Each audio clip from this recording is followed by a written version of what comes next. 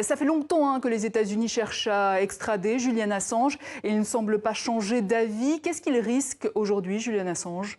Ça fait des années, effectivement, que les responsables américains considèrent Julian Assange comme une menace pour la sécurité nationale du pays.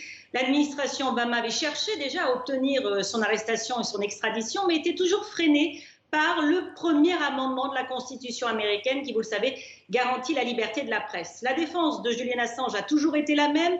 Il dit avoir agi en tant que journaliste, donc selon lui, son arrestation, c'est une violation de ce premier amendement.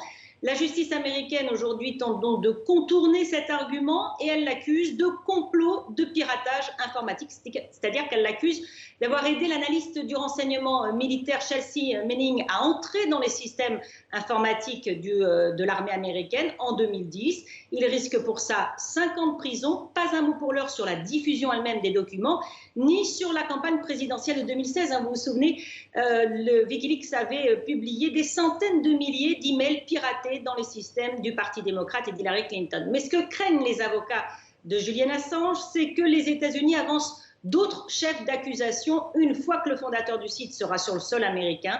Donc la bataille judiciaire, effectivement, sur l'extradition ne fait que commencer. Elle pourrait durer des années.